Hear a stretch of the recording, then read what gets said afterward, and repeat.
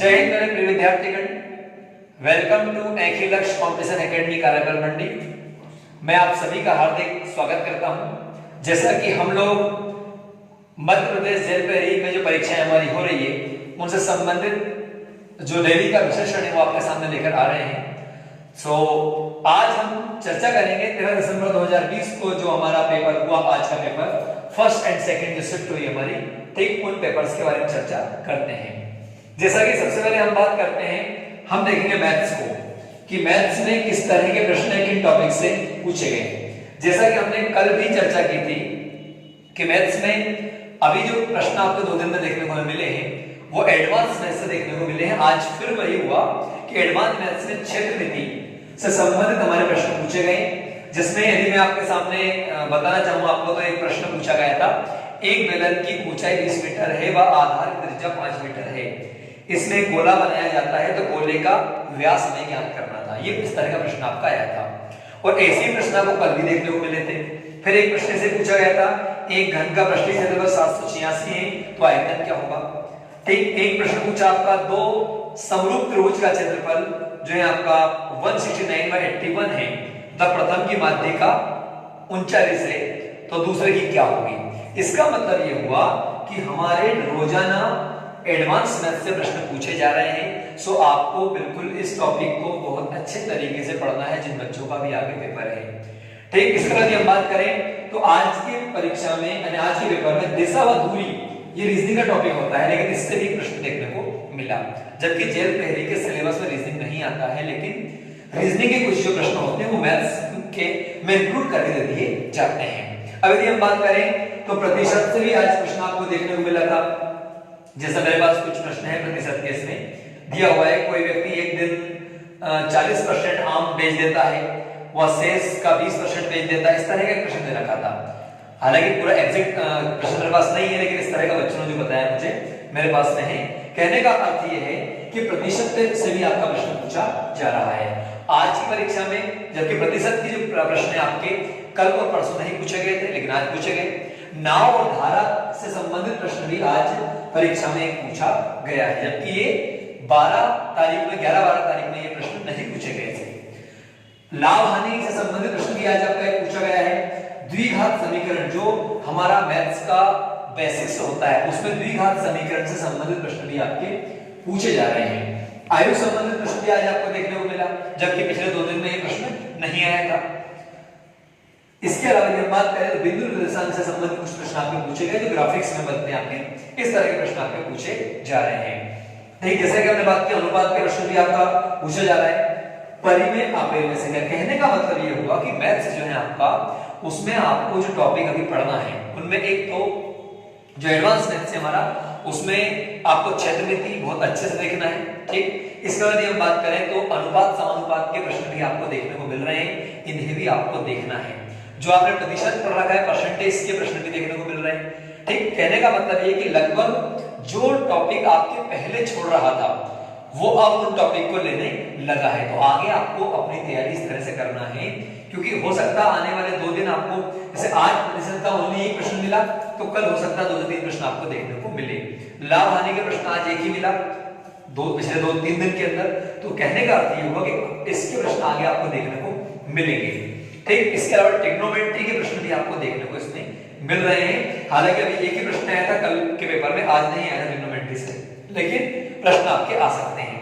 अब यदि हम बात करें तो मैथ्स के अलावा यहाँ पे जीके की हम बात करें तो जीके में जो आज बच्चों ने मुझे जानकारी दी, मैंने देखा कि इंडिया लेवल से भारत इंडिया लेवल से करंट अफेयर्स के प्रश्न आपके पूछे जा रहे हैं। जबकि हमने कल भी चर्चा की थी कि मध्य प्रदेश का पेपर भले ही है लेकिन जरूरी नहीं है कि मध्य प्रदेश से ही प्रश्न आपसे पूछे जाएं। ठीक कहने का अर्थ ये कि आज इंडिया लेवल से फिर करंट के क्वेश्चन पूछे गए। जो स्पोर्ट्स से हैं वो मोस्टली या तो इंडिया लेवल का पूछा जा रहा है या एमपी लेवल का पूछा जा रहा है। ठीक अब यदि हम बात करें आगे, दक्कन पठारी नदी आज पूछ ली थी। जैसा कि हमने देखा था कल एमपी की नदियां पूछी गई थी, आज दक्कन पठार मतलब ये दक्षिण भारत है हमारा, साउथ इंडिया है। साउथ इंडिया में दक्कन के पठार वाली जो नदियां हमारी लाइक गोदावरी कावेरी, ठीक इनसे संबंधित जो प्रश्न भी आपके पूछे जा रहे हैं। हो सकता है कि आपसे वो अलमाटी बांध के बारे में पूछ ले, ठीक केरल में बनी परियोजनाएं पूछ ले, या जो जलप्रपात है हमारे दक्षिण भारत में, जैसे जोगीघरसप्पा है कर्नाटक में, उसके बारे में आपसे पूछ ले, तो इस तरह के प्रश्न भी आपको आने वाले एग्जाम्स में देखने को मिलेंगे। ठीक, तो आपको ये नहीं सोचना है कि एमपी से ही प्रश्न आपके आएंगे, इंडिया लेवल से ही प्रश्न आपके आ रहे हैं। और एग्जाम के समय पर समझदारी यही होती है कि मैं ज्यादा डिटेल्स में भी नहीं जाना है, लेकिन जो लुसेंट है हमारी जीके वाली, उस बुक का आपका विविध प्लस उसमें आपका भूगोल हुआ या कुछ इतिहास में गुप्त काल हुआ, मौर्य काल हुआ, इन्हें आप जरूर पढ़ेंगे एमपी जीके के साथ में। अब जैसा 2019 में मणिपुर में संघाई जो आपका सम्मेलन, उसके बारे में पूछ लिया, संघाई सहयोग संगठन जो हुआ था आपका। ठीक, गेम्स में शतरंज के बारे में पूछ लिया उन्होंने। कहने का मतलब गेम्स से प्रश्न आपके डेली बन रहे हैं, गेम्स आप बहुत अच्छे से पढ़िएगा। ठीक, उसकी पीडीएफ मैंने आपको सेंड कर दी और मैं आगे आपको सेंड कर दूंगा। ठीक, धुआंधार जलप्रपात आपने देखा अधिकतर परीक्षाओं में पूछा ही जाता है, जो जबलपुर में है। ठीक, जहां पर सफेद संगमरमर पाया जाता है, इससे प्रश्न आपका जरूर बनता है, फिर आपको देखने को मिला। ठीक, हो सकता है कि आपसे अब खंडवा खरगोन में जो वाटरफॉल है आपके जलप्रपात है, वहां से प्रश्न आपका देखने को मिले। ठीक, खजुराहो मंदिर जैसे कि आप जानते हैं यूनेस्को में शामिल है। ठीक, तो मध्य प्रदेश में 3 स्थान यूनेस्को में आते हैं, खजुराहो आता है, सांची आता है, भीमबेटका आता है। तो इन तीनों से एक प्रश्न आपका जरूर देखने को आपको मिलेगा। ठीक, इसके अलावा यदि हम बात करें मांडू, जो कि यूनेस्को के प्रस्तावित है, तो मांडू से भी संबंधित प्रश्न आपको पूछे आपसे जा सकते हैं। जैसे मांडू में बहुत सारे महल बने हुए, धार जिले में कई सारे महल हैं, तो उन महलों के बारे में छोटी मस्जिद है, ठीक, महल है, मकबरे हैं, इनका प्रश्न आपका 100% बनेगा। तो मैं आपसे यही कहना चाहूंगा कि मध्य प्रदेश जीके में आप लोग, जैसा मैंने कल भी कहा था आपसे, कि सभी समाधियां, मकबरे और खास करके 4-5 जिले ऐसे जिन जिलों से प्रश्न आपके ज्यादा बनते हैं। जैसे विदिशा, हम विदिशा की बात करें तो विदिशा में उदयगिरी गुफाएं आती हैं। ठीक, ग्यारसपुर आता है, सांची का स्तूप आता है। ठीक, जो कि क्षमा चाहता हूँ, सांची का स्तूप रायसेन जिले में आता है। ठीक, विदिशा में आपका उदयगिरी गुफाएं आती हैं, तो इनके प्रश्न आपको देखने को मिलेंगे। रायसेन जिले में किला है, उस किले के बारे में आपसे पूछा जा सकता है। ठीक, रायसेन जिला होशंगाबाद जो है आपका, वहां से प्रश्न आपको देखने को मिल सकता है। अभी हमने देखा कि राष्ट्रीय उद्यान से प्रश्न बहुत कम पूछे गए हैं, लेकिन ये श्योर है कि राष्ट्रीय उद्यान के प्रश्न आपसे पूछे जाएंगे। जैसा कि आपने देखा होगा कि 2020 में जो आपका कूनो पालनपुर है, ठीक, उसे राष्ट्रीय उद्यान का दर्जा मिला है। ठीक, टाइगर प्रोजेक्ट के अंतर्गत जो नए आपके शामिल किए गए क्षेत्र हैं, उनका आपसे प्रश्न पूछा जा सकता है। तो बिल्कुल आप इसे पढ़ें। ठीक, क्योंकि कूनो पालनपुर को पूछ सकता है किस नदी के किनारे है। ठीक, आने वाले एग्जाम आपको मिल सकता है। तो ये आपको याद रखना है, जीके में एमपी जीके को बहुत अच्छे से आपको इन चीजों को पढ़ना है। ठीक, हाँ, अब इसके अलावा देखिएगा, जैसे कि आपने देखा मोदी सरकार के कार्यकाल में संविधान में जो है 99वां, 100वां, 101वां, 102वां, 104 तक संशोधन आपके हो गए, जिसमें एक में ओबीसी आयोग बना, एक में जनरल को जो है आपका आर्थिक आधार पर आरक्षण दिया गया। ठीक, वो आपका एक संशोधन हुआ संविधान के अंदर। ओबीसी को मैंने पिछड़ा वर्ग आयोग जो है आपका, उससे संबंधित आपका प्रश्न बन सकता है, जीएसटी का बन सकता है। तो मोदी सरकार में जो भी संशोधन हुए हैं, उन 100 से 100वां संशोधन जो बांग्लादेश भारत बांग्लादेश सीमा को लेकर था, उससे लेकर के 104 तक आपको बहुत अच्छे से पढ़ना है। और अभी हो सकता है कृषि बिल आया है, कृषि बिल से संबंधित भी अध्यादेश का पूछ ले कि किस महीने में, जून के महीने में किस तारीख को वो अध्यादेश राष्ट्रपति ने जारी किया था। कोरोना काल में आपसे पूछा जा सकता है कि कोरोना काल में मोदी सरकार ने राष्ट्रपति जी के माध्यम से कौन सा अध्यादेश जारी करवाया। ठीक, तो बिल्कुल आपसे पूछा जा सकता है, अध्यादेश के अनुच्छेद में जारी किया था, वो पूछा जा सकता है। तो इस तरह के प्रश्न आपको देखने को मिलेंगे। अब यदि हम बात करें तो अगला जैसे और एक प्रश्न आ जाएगा आपका मध्याह्न भोजन योजना, मिड डे मील योजना। जैसे कि आप सभी जानते होंगे कि तमिलनाडु में भारत में सबसे पहले इस तरह की योजना लागू हुई थी। तो इस योजना के बारे में पूछ लिया गया, मतलब वे योजनाएं जिनका कोरोना काल में भी काफी इफेक्ट रहा है। ठीक, जिन्होंने काफी मतलब जो काफी कारगर साबित हुई है, ठीक, काफी गरीबों की हेल्प करने के लिए, उन योजनाओं को जरूर पूछा जा सकता है। ठीक, तो आप बिल्कुल इन्हें भी पढ़ें। कोरोना काल के समय में जिन जिन राज्यों ने, जैसे उड़ीसा में अलग योजनाएं चली कोरोना के कारण, ठीक ना, आपका मध्य प्रदेश में अलग रही, उत्तर प्रदेश में अलग रही, बिहार में अलग रही, असम में, ऐसी अलग अलग राज्यों की योजनाओं के बारे में पूछा जा सकता है। ठीक, जीएसटी से संबंधित प्रश्न जरूर पूछेगा किसी भी परीक्षा में, आप बिल्कुल इसको पढ़ें कि सबसे पहले किस राज्य ने इसको लागू किया था, अंतिम कौन राज्य था आपका, संविधान में कौन सा संशोधन करना पड़ा था। इस तरह की बातें आपको मतलब जीके से मिलेगी। तो आप ये सोच के ना बैठे कि सिर्फ एमपी का जीके ही आपका आने वाला है। इंडिया लेवल से संबंधित जीके भी पूछा जा रहा है, जैसा हम रोजाना देख रहे हैं।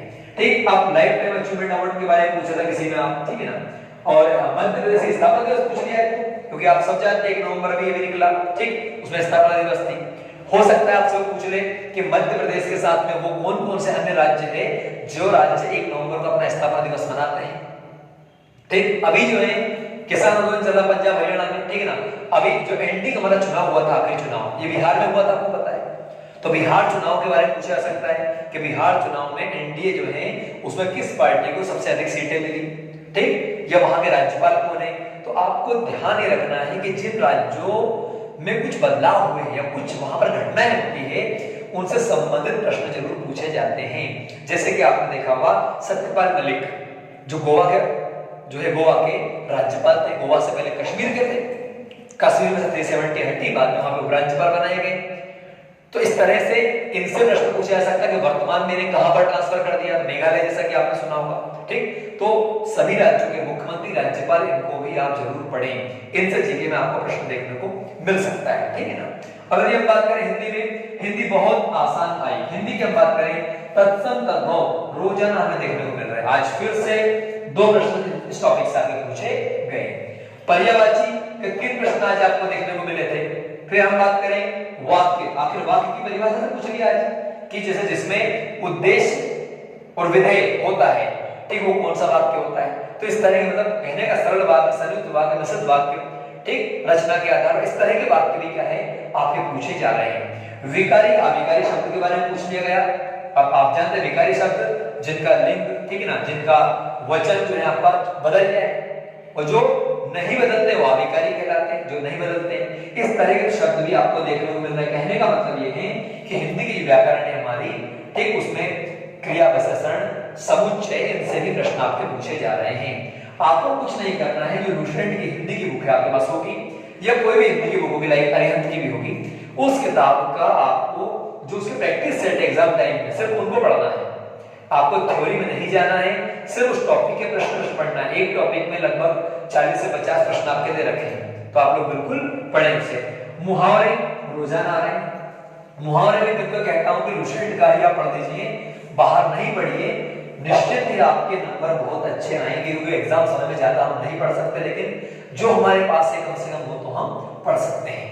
अब हम बात करें साइंस की, तो आज जो बच्चों ने मुझे बताया कि सर साइंस में, जबकि हमने पिछले जो जेल पहली परीक्षा हुई थी उसमें हमने देखा था कि बायो सेक्शन से यानी जीव विज्ञान से प्रश्न बहुत ज्यादा देखने को मिलते थे, लेकिन अभी की हम बात करें तो आज के पेपर में बताया गया मुझे कि सर केमिस्ट्री के लगभग 12 से 13 प्रश्न पूछे गए थे। हो सकता है, तो कहने का अर्थ ये है कि हमें साइंस में जो है फिजिक्स, केमिस्ट्री, बायो तीनों ही पोर्शन को पढ़ते हुए चलना पड़ेगा, ठीक। इसमें जो हमारे सूत्र होते हैं, रासायनिक सूत्र होते हैं, वो भी हमें पढ़ने पड़ेंगे, ठीक। जीव विज्ञान में अनुवांशिकी से रिलेटेड प्रश्न भी आपके देखे जा रहे हैं। भौतिक विज्ञान में जैसे हमने कल चर्चा की थी कि ऊष्मा से आपका प्रकाश से पूछा गया था, ठीक। आज ऐसे ऊष्मा से प्रश्न आपको देखने को मिले थे। अब यदि हम बात करें इंग्लिश की, तो इंग्लिश में जो प्रश्न पूछे जा रहे हैं रोजाना वही जो हमने कल चर्चा की थी। प्रीपोजिशन के आज 2 प्रश्न आपको देखने को मिले थे, ठीक। आर्टिकल के 2 मिले थे, रोजाना आपके मिल रहे हैं, बहुत आसान आ रहे हैं। नरेशन जो हमने भी क्लास में पढ़ा भी था, इसके 2 प्रश्न आपके पूछे जा रहे हैं। वॉइस में आज 2 नहीं 1 प्रश्न आपका पूछा गया था, ठीक। टेंसेस से संबंधित प्रश्न भी पूछे जा रहे हैं, जो खाली स्थान में पूछे जा रहे हैं। तो हम देखा जाए तो ओवरऑल जो हमें तैयारी करना है, इन टॉपिक्स को देखते हुए करना है। हम क्यों डिस्कस कर रहे हैं आपसे, ताकि आप ये समझ जाएं कि अभी आपको पढ़ना क्या है। तो जैसा कि आपने देखा कि मैथ्स में आपको क्या है, दिशा और दूरी, रीजनिंग से भी थोड़ा बहुत आपको देखना। रीजनिंग में वो टॉपिक जो मैथमेटिकल होते हैं उन टॉपिक को आपको लेकर चलना है। प्रतिशत बिल्कुल आप अच्छे से पढ़ते हुए चले, प्रैक्टिस करें उसकी। नाव धारा, मतलब मैथ्स में आपको ये सारे टॉपिक जो है इनको जरूर देखना है, ठीक। बाकी बहुत आसान आ रहा है, ठीक है ना।